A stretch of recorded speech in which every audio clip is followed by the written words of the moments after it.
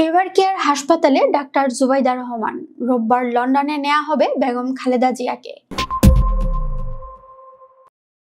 ঢাকায় পৌঁছেছেন বিএনপির ভারপ্রাপ্ত চেয়ারম্যান তারেক রহমানের স্ত্রী ডাক্তার জুবাইদা রহমান। শুক্রবার 5 ডিসেম্বর বেলা 11:15টার দিকে বিমান বাংলাদেশ এয়ারলাইন্সের একটি ফ্লাইটে হযরত শাহজালাল আন্তর্জাতিক বিমানবন্দরে পৌঁছান তিনি। এরপর তিনি এবার কেয়ার হাসপাতালে যান। এর আগে গত বৃহস্পতিবার বাংলাদেশ সময় রাত 12:30টায় এবং লন্ডনের স্থানীয় সময় সন্ধ্যা 6:30টায় হিথ্রো বিমানবন্দর থেকে বাংলাদেশ বিমানের BG302 ফ্লাইটে করে তিনি দেশের উদ্দেশ্যে রওনা করেন। এ সময় জুবাইদাকে বিদায় জানান মেয়ে জাইমা রহমান। রোববার কাতারের আমিরের পাঠানো বিশেষ এয়ার অ্যাম্বুলেন্সে বিএনপির চেয়ারপারসন ও সাবেক প্রধানমন্ত্রী বেগম খালেদা জিয়া লন্ডন যাত্রা করবেন। বিএনপি মহাসচিব মির্জা ফখরুল ইসলাম আলমগীর জানিয়েছেন, কারিগরি ত্রুটির কারণে এয়ার অ্যাম্বুলেন্সটি শুক্রবার ঢাকায় আসছে না। সবকিছু ঠিক থাকলে সেটি শনিবার পৌঁছাতে পারে বলে তিনি আশা প্রকাশ করেন। আর রোববার বেগম খালেদা জিয়া লন্ডন যাত্রা করবেন। মির্জা ফখরুল বলেন, ম্যাডামের শরীর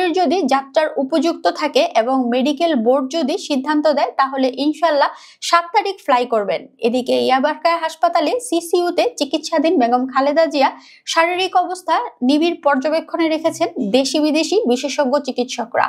এয়ার অ্যাম্বুলেন্স পৌঁছানো ও চিকিৎসকদের সবুজ সংকেতের উপরই নির্ভর করছে তার লন্ডনে যাত্রা।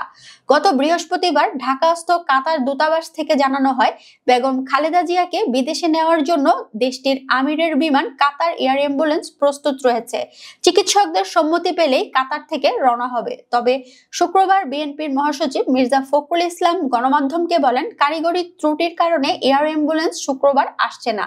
সব ঠিক থাকলে সেটা শনিবার পৌঁছাতে পারে। ম্যাডামের শরীর যদি যাত্রার উপযুক্ত থাকে এবং মেডিকেল বোর্ড যদি সিদ্ধান্ত দেয় তাহলে ইনশাআল্লাহ 7 তারিখ ফ্লাই করবেন। বিএনপির মিডিয়া সেলের সদস্য আতিকুর রহমান রুমন জানিয়েছেন, ডাক্তার জুবাইদা রহমান সরাসরি এবার কেয়ার হাসপাতালে চলে যাবেন।